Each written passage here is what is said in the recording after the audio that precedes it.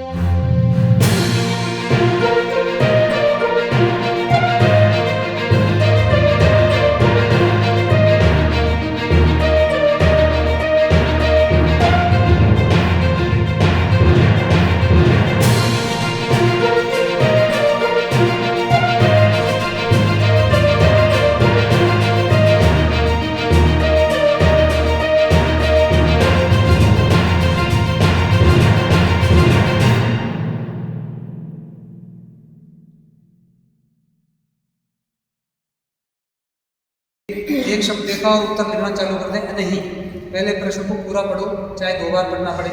प्रश्न को पढ़ो और उसमें क्या चाहा गया है वो चीज़ें आप डालो। हर विषय की ऐतिहासिक पृष्ठभूमि है, फिर उसका डेवलपमेंट है, फिर तथ्य, डेवलपमेंट में सारे तथ्य आ जाते हैं, बाद में उसकी गुण दोष आलोचना समालोचना, फिर इंटरप्रिटेशन ऑफ द फैक्ट अगर कोई है आपको याद, फिर उस विषय की एक फिलॉसफी होती है, गहराई, उस विषय की गहराई है फिलॉसफी कि भाई वो उसकी मतलब उस विषय में और क्या गहराई है जो आप लिख सकते हो। ये आप जब पढ़ोगे तभी आपके समझ में आएगा। मोटे रूप में मैं समझा दूँ कि जैसे जैन दर्शन किसी ने पढ़ा होगा, अधिकतर ने पढ़ा होगा। जैन दर्शन अपन जो HICC का पेपर होता है उसमें भी पढ़ते हैं। उसमें एक सिद्धांत आता है शादवाद। जैन दर्शन का बहुत बड़ा योगदान है दुनिया के लिए। शादवाद में एक व्यापक दृष्टिकोण की चर्चा है। एक सत्य को 7 तरीके से समझा जा सकता है, 7 तरीके से समझाया जा सकता है। यानी कभी भी कोई सत्य, कोई बात निरपेक्ष रूप से लागू नहीं होती पूरी वर्ल्ड में। जैसे मान लीजिए भारत की अर्थव्यवस्था की बात करते हैं तो जरूरी नहीं है अमेरिका की अर्थव्यवस्था पे लागू होगी। अमेरिका की अर्थव्यवस्था की बात करते हैं तो जरूरी नहीं है कि वो हमारे भारत की अर्थव्यवस्था पर लागू होगी। यानी एक बात सभी जगह समान रूप से लागू नहीं होगी, वो सापेक्ष है। जिस शादवाद ये सिद्धांत है कि एक सत्य को 7 तरीके से 7 रूपों में समझाया जा सकता है और उसके वो 7 रूप हो सकते हैं। तो ये सब्जेक्ट की गहराई है। जब आप किसी विषय को पूरा पढ़ लोगे तब आप समझा पाओगे। फिर अंत में जब आप निष्कर्ष लिखोगे, निष्कर्ष में ये आना चाहिए कि इसको ऐसे भी समझा जा सकता है, ऐसे भी समझा जा सकता है। यानी अमेरिका के संदर्भ में ये अर्थ निकलेगा, भारत के संदर्भ में ये निकलेगा। इस तरह से आप समझाने के बाद जब लास्ट में अपना निष्कर्ष बताओगे, फिर उसमें आपका क्या मानस पड़ा। यानी भाई आप एकेडमिक एग्जाम नहीं है, प्रतियोगी परीक्षा का मतलब है आपको कोई पद दिया जा रहा है। पद दिया जा रहा है इसका मतलब आपको निर्णय लेने पड़ेंगे उस पद पर। निर्णय लेने का जो कॉन्फिडेंस लेवल है, वो निर्णय लेने का कॉन्फिडेंस लेवल जब आएगा जब एग्जिस्टिंग जो सिद्धांत है, वो सारे पढ़ लोगे तब फिर आप अपना सिद्धांत बता पाओगे कि भाई ये मैंने पढ़े और इनके गुण दोष ये, लेकिन मेरी नज़र में, मेरी राय में ये ज़्यादा उचित है। तब जाके आपको वो 10 में से 9 आंसर जो मिलेंगे ना, 10 नंबर का प्रश्न है तो 9 नंबर तक वो आपको पक्का मिलेगा। तो जो लिखने की बात, जो प्रैक्टिस है, लिखने का जो तरीका समझने की बात है, वो जब आएगा जब आप उसको उतना पढ़ोगे। जैसे 12th तक की किताब पढ़ी आप, उसके बाद फिर BA में थोड़ा और लेंथी, फिर मान लीजिए आप MA करते हो किसी सब्जेक्ट से तो थोड़ा और बढ़ जाता है। तो जब MA के बाद फिर MPhil की है अगर किसी सब्जेक्ट में आप एंट्री कर रहे हो, उसका मतलब master of philosophy in political science, master of philosophy in geography, यानी किसी भी विषय की फिलोसफी। हर जैसे अपन कहते हैं ना किसी व्यक्ति की फिलोसफी होती है, यार इसकी फिलोसफी तो ऐसी है, तो हर सब्जेक्ट की भी अलग फिलोसफी है, यानी उसकी जो गहराइयाँ हैं वो समझने की। तो वो जो मैं 100% वाले फेल होंगे और 80% वाले पास होंगे, वो इसलिए होंगे क्योंकि 80% सिलेबस को आपको ऐसा तैयार करना है कि आपको उसमें 90% नंबर आने। तो 80 का 90% होता है 72%, तो 100 में से 72% आएगी। मान लीजिए आपने पूरा 100% पढ़ा और उस विषय की गहराई नहीं पढ़ी, तो आपको प्रश्न के उत्तर जब दोगे तो फौरी जानकारी से गुण दोष बता दोगे। उसमें 10 में से आपके 5 आया तो आपको कितने परसेंट मिले? 50%, यानी 100% पढ़ने में आपको मार्क्स मिल रहे हैं 50%, क्योंकि आप उस गहराई में नहीं जा सकते भाई। कंपटीशन का सिलेबस ही इतना है, कंपटीशन का सिलेबस इतना है कि इतना ज़्यादा आप गहराई से पढ़ ही नहीं सकते। इतना लंबा सिलेबस होता है, एक साल में क्या 1-1.5 साल लगता है अपना पूरा होल्ड करने के लिए। तो मैं जो कहना चाह रहा हूँ कि 100% सिलेबस वाला इसलिए 50% पे अटकता है क्योंकि वो गुणवत्तापूर्ण उत्तर नहीं बना पाता। गुणवत्तापूर्ण अगर आप 100% का भी बना लो तो बहुत बढ़िया बात है, अगर आपके पास इतना समय है और इतनी स्पीड है। दूसरी एक चीज़, स्पीड बहुत इंपॉर्टेंट बात है। अब तक लोगों ने टाइम मैनेजमेंट को बहुत ध्यान दिया और सब ने सुधार लिया। टाइम मैनेजमेंट का मतलब है 24 घंटे में से आप मैक्सिमम समय का उपयोग करो, मैक्सिमम समय का यानी अधिकतम समय का।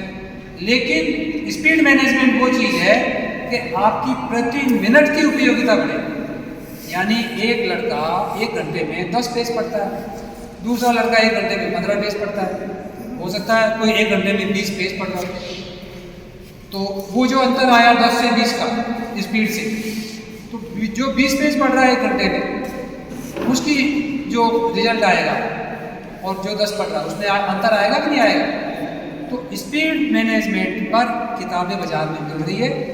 ये मेरे को पहली बार 2001 में पता चला था कि बाजार में स्पीड मैनेजमेंट पे भी किताब है और वो प्रैक्टिस से बढ़ाई जा सकती है। 2001 से पहले मैंने कभी नहीं सुना था, ना मैंने पढ़ा था कि भाई कोई स्पीड मैनेजमेंट की बुक्स है। लेकिन अभी भी मैं ये मानता हूँ कि इसका कोई ज़्यादा प्रचार नहीं है, कभी भी किसी ने बताया नहीं मेरे को कि स्पीड मैनेजमेंट पे सारी है। आप लोग बताओ स्पीड मैनेजमेंट पे किसी ने किताब पढ़ी है? अब आप लोग आज 2023 में मैंने 2001 में पढ़ी, जो कि मेरा उस समय आरिश का मैं लास्ट चांस ले रहा था, तब मैंने वो किताब मेरे हाथ लगी थी। तो अब 2023 में भी उसका प्रचार नहीं हो पाया, जो कि बहुत ज़्यादा ज़रूरी चीज़ है। भाई 24 घंटे को तो आप बढ़ा नहीं सकते ना। जैसे अपन भाग्य की बात करते हैं कि भाई भाग्य, एक्चुअल भाग्य होगा लेकिन वो हमारे हाथ में नहीं। हम क्या कर सकते हैं? जो चीज़ हमारे हाथ में है कर्म, तो कर्म तो हमको करना ही। तो जो चीज़ हाथ में है उस पर आ जाओ। हमारे हाथ में स्पीड बढ़ाना हाथ में। उस भगवान ने जो 24 घंटे दिए, उस 24 घंटे को हम बढ़ा नहीं सकते, लेकिन उसकी प्रति मिनट की उपयोगिता, प्रति मिनट प्रति घंटे की उपयोगिता उसको तो बढ़ा सकते हैं। और वो हर एक आदमी की अलग अलग है। भाई एक लड़का 100 मीटर 10 सेकंड में भागता है, कोई 11 सेकंड में, कोई 12 सेकंड में, हम जैसे बुजुर्ग 15 सेकंड में भागते होंगे। तो वो जो 10 सेकंड में भाग रहा है वो तो आगे जाएगा ना। तो ये ही आपको पढ़ने में प्रैक्टिस से आएगा। मैंने कई जगह पढ़ा है कि ओशो एक दार्शनिक है। ओशो को दार्शनिक के रूप में देखिए आप, बहुत बड़ा दार्शनिक है। उसकी स्पीड इतनी थी पढ़ने की कि बस ऐसा लगता था लोगों को कि यार ये पढ़ रहा है कि पढ़ने पलट रहा है। तो ये जो स्पीड वाली बात है, ये बहुत महत्वपूर्ण बात है आज के युग में, क्योंकि प्रतिस्पर्धा का युग है। जितना ज़्यादा दौड़ेगा, जितनी ज़्यादा स्पीड है, चाहे चलने में हो चाहे पढ़ने में, वो उतना ही आगे। तो अब बात आए, अपनी बात चल रही है मेन बात गुणवत्तापूर्ण आंसर। अगर आपको उतना सिलेबस पढ़ना है, तैयार करना है जिसको आप गुणवत्तापूर्ण बना सको।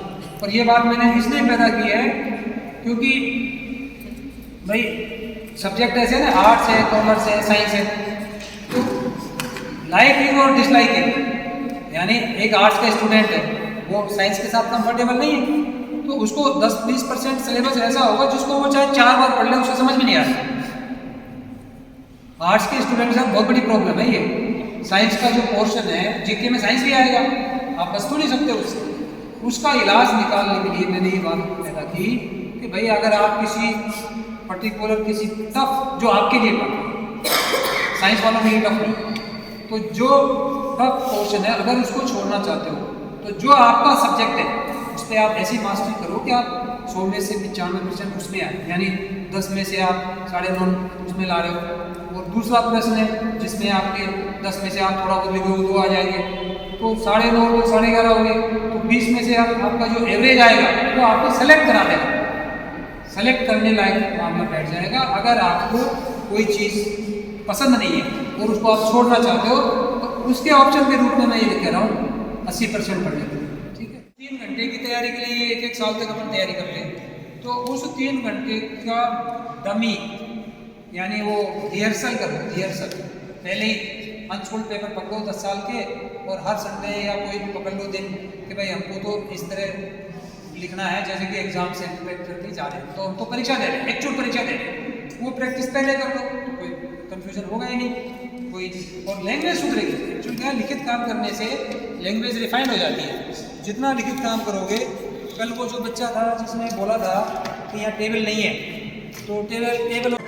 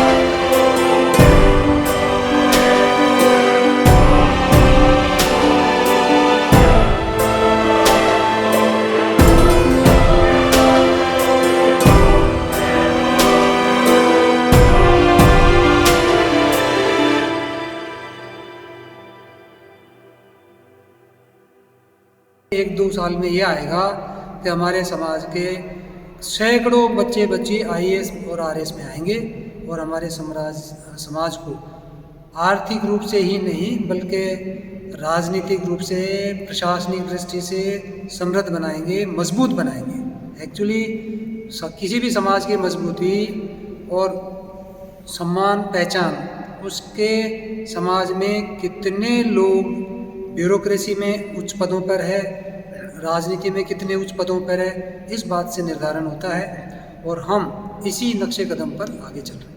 जी बहुत बहुत धन्यवाद। अपना मित्र परिषद द्वारा आज यहाँ संत श्री द्रव्यनाथ खटीक छात्रावास में प्रतियोगिता परीक्षा का आयोजन किया गया, जिसमें 85 बच्चों ने भाग लिया। क्या कहना चाहेंगे इस आयोजन को लेकर आप? आदरणीय समाज जनों, सबसे बड़ी खुशी की बात तो ये है कि अपना मित्र परिषद द्वारा यहाँ अपने खटीक छात्रावास को सेंटर के रूप में चुना गया।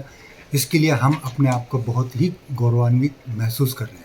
जी, मैं धन्यवाद देना चाहूँगा सुभाष जी होईवाल का कि उन्होंने हमें वक्त रहते बहुत सारी चीज़ें बताई और हमने उनकी हर बात को जो हमें समझाई गई उसको पूरी करने की हमारे प्रयत्नों को हमारी तरफ से पूरी कोशिश की गई और हम तकरीबन सफल भी रहे। जी, आज यहाँ पर जितने बच्चे आए थे जी, उन सभी बच्चों का भोजन की व्यवस्था हमारी कार्यकारिणी द्वारा की गई।